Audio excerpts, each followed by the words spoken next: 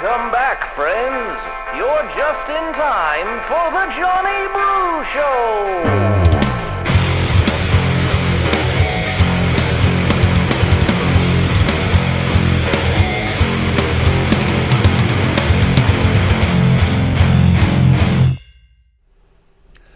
The Defense Department has released the identities of all 13 American service members who were killed in a pair of attacks at the Kabul airport this past Thursday. The deceased are as follows: Marine Corps Lance Corporal Riley McCollum, 20 years old, Jackson, Wyoming. Marine Corps Lance Corporal Jared Schmitz, 20 years old, of Wentzville, Missouri. Marine Corps Lance Corporal David Espinoza, 20 years old, of Rio Bravo, Texas. Navy Hospital Corpsman Max Soviak, of Berlin Heights, Ohio. Marine Corps Corporal Hunter Lopez, 22, of Indio, California. Marine Corps Lance Corporal Kareem Nikoy, 20 years old, of Norco, California. Marine Corps Staff Sergeant Taylor Hoover, 31 years old, of Utah. Marine Corps Corporal Dagan William Tyler Page, 23, of Omaha, Nebraska. Army Staff Sergeant Ryan Knaus, 23, of Knoxville, Tennessee. Marine Corps Sergeant Yohani Rosario, 25 years old, of Lawrence, Massachusetts. Marine Corps Corporal Umberto Sanchez, 22 years old, of Logansport, Indiana. Marine Corps Sergeant Nicole G., 23 years old, of Roseville, California. Marine Corps Lance Corporal Dylan R. Marola, 20 years old, of Cucamonga, California. The suicide bomb attack killed an estimated 170 Afghans. It was the deadliest enemy action against U.S. forces in the country in a decade, since the downing of a U.S. Chinook helicopter in 2011 killed 30 of our service members. This is a remembrance of the 13 American service members who were killed in the pair of attacks at the Kabul airport on this past Thursday.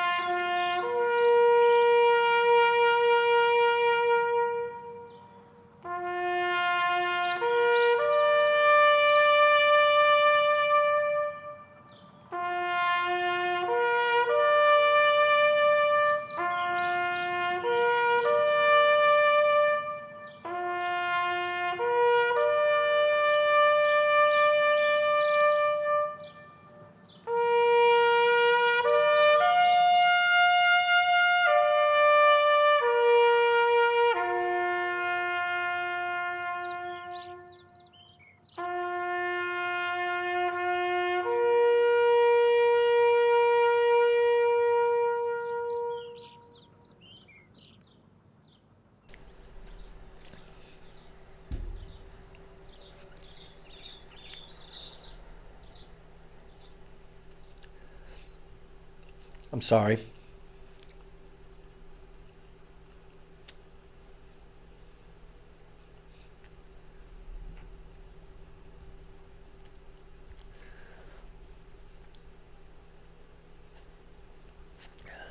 That was the only way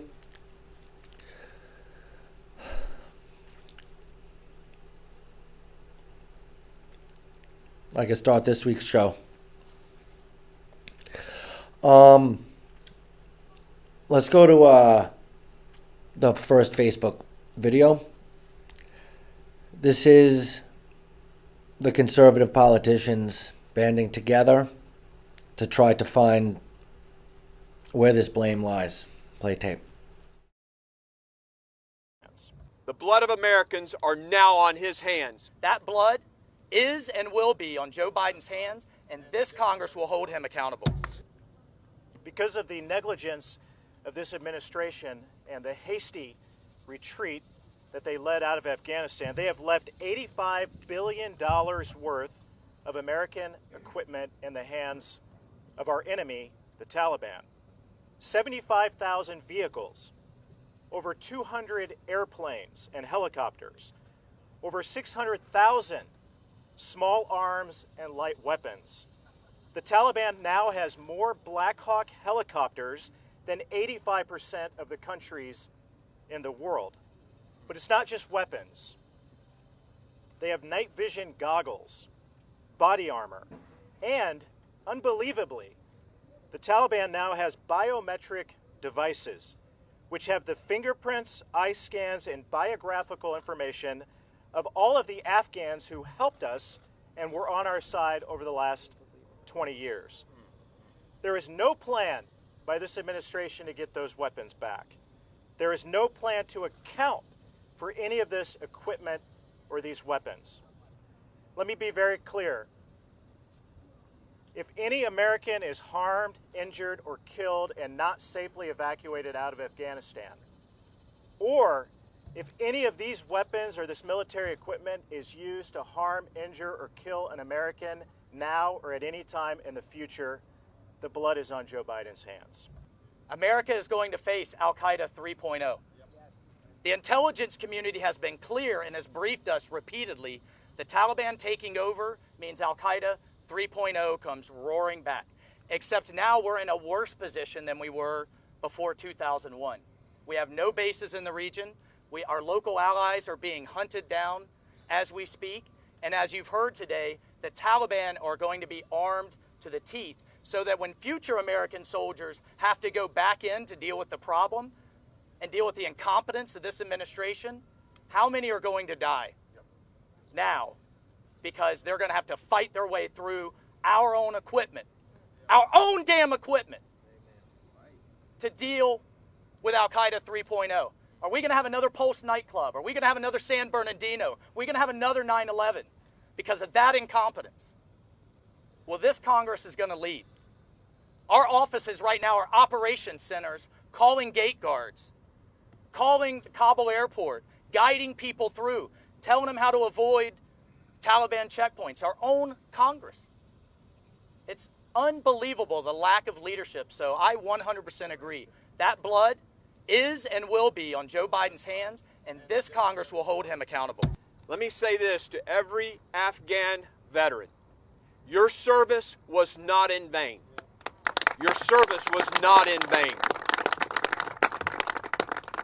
To those children, those Gold Star children and families, your sacrifice protected America from a terrorist attack for 20 years. What happens from now on is on Joe Biden. Just as my colleagues have said, the blood of Americans are now on his hands. The blood of our allies are now on his hands. They say it's not happening. They say people aren't stranded. A friend of mine came home from Afghanistan about 5 weeks ago, a trauma surgeon, and he got a text from one of his patients who was shot in the leg and has trouble walking right now, who said he's in hiding. He said he got a text from the Taliban that said, "We know who you are. We have all the government data.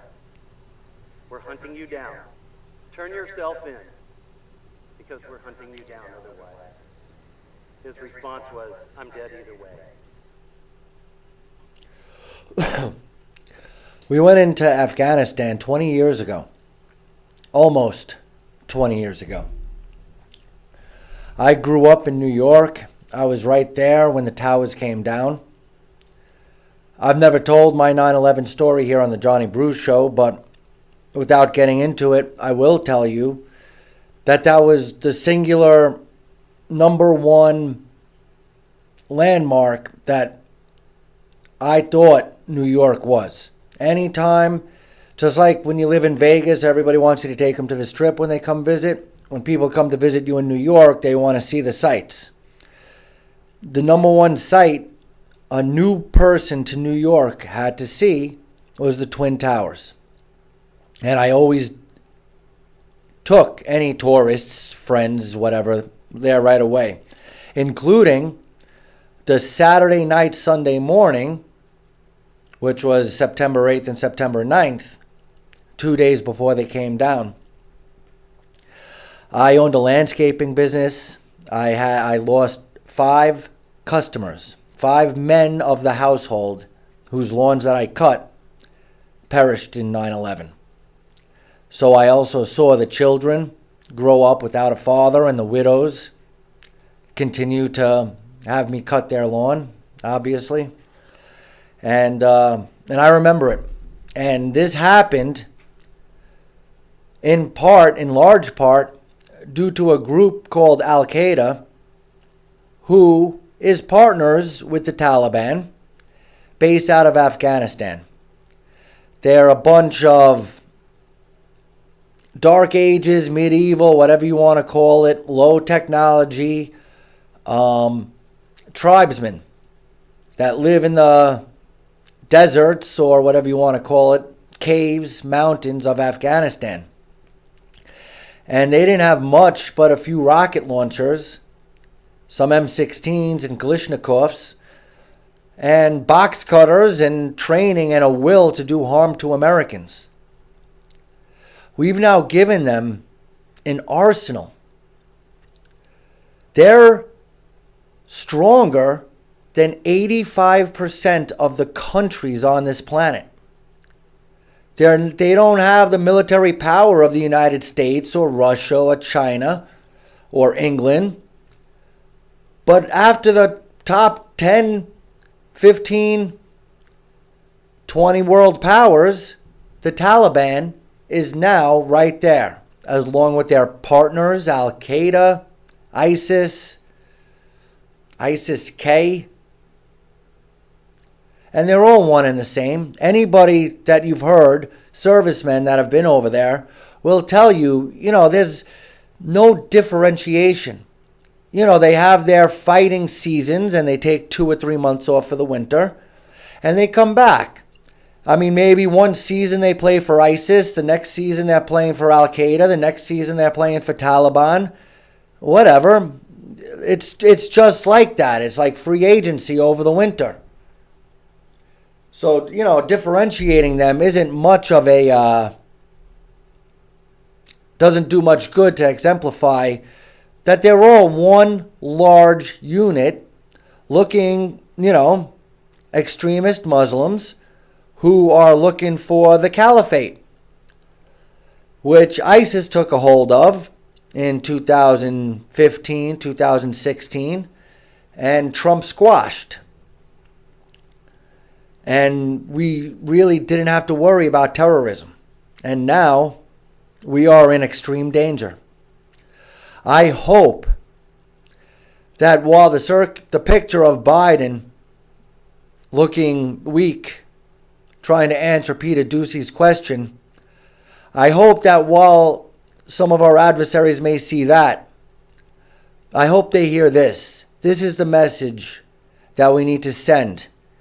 And this message will be delivered in 2022 and 2024 when we get some people who love this country and love our servicemen and will do anything to keep our friends, our civilians, and our servicemen out of harm's way. Play tape. What purpose does a gentleman from North Carolina seek recognition? I seek unanimous consent to address the House for 1 minute. Without objection, the gentleman is recognized for 1 minute. Madam Speaker, the Taliban is emboldened today. They have found a new reason to cry death to America. That reason is Joe Biden. His foreign policy is not America first, it's Taliban first. Mr. President, listen carefully, and I'll say it slowly just for you. No man left behind. That's leadership. Here's my pledge to the Taliban. You may chant death to America today, but mark my words, the levers of power will be in strong hands soon. If you harm an American, we will rain down vengeance upon you with the wrath and fury that will put the fires of hell to shame. Psalm 91 promises us that God will be our refuge and our fortress. But you do not worship my God or heed his promises. So when we come for you, there will be no refuge, no cave, no crevice you can crawl into that will save you from our wrath. So to those who hate America and all that we stand for, read my lips. I am young and I have a long memory. When power in Washington inevitably shifts, we will not forget you, because we're in the business of killing terrorists, and pretty soon business will be booming. With that, I yield back. When we get somebody in office, the business of killing terrorists will be booming. And we're going to have to make up for the setbacks of the past 6 months. I want to call out some people. All right, obviously, Joe Biden has been called out by every patriot you saw on that video. I also want to talk about Mark Milley. He's the chairman of the Joint Chiefs of Staff. While he was supposed to be saving American lives,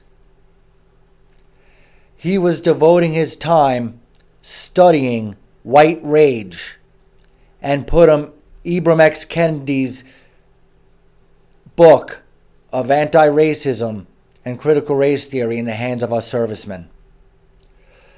The Secretary of Defense, Lloyd Austin,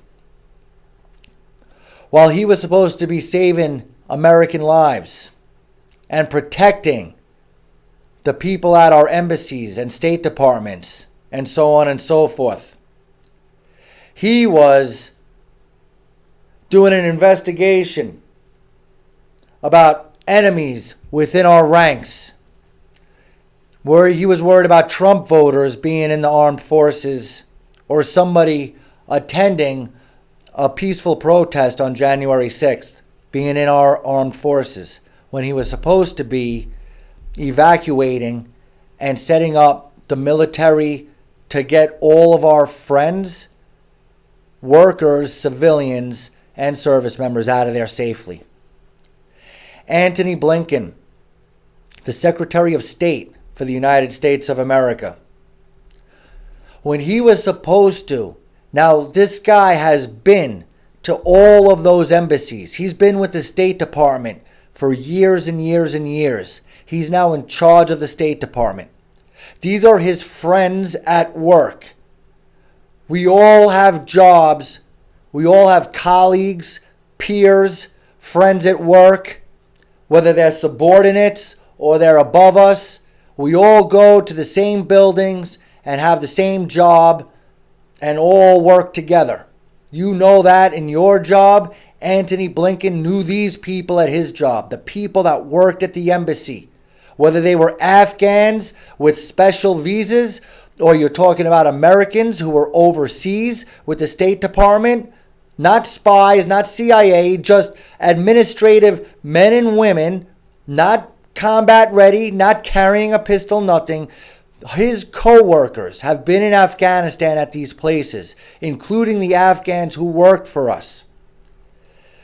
Antony Blinken, these are your friends and your colleagues.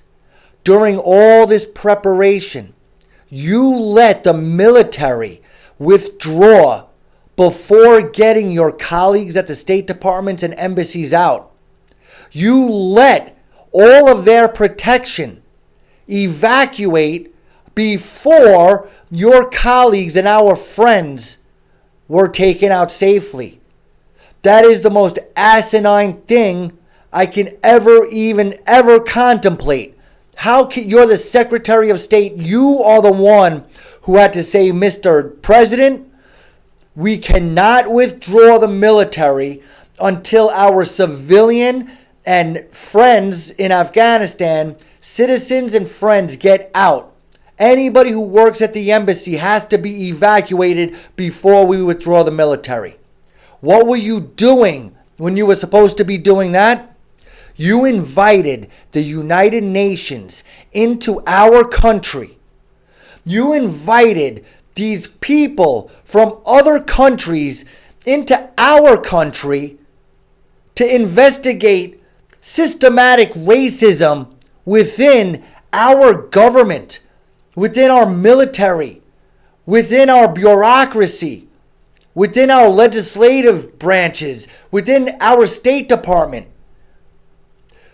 You spent your time inviting other people from other countries to investigate our country's racism, the most diverse, unracist society ever in the creation of mankind, instead of protecting your colleagues.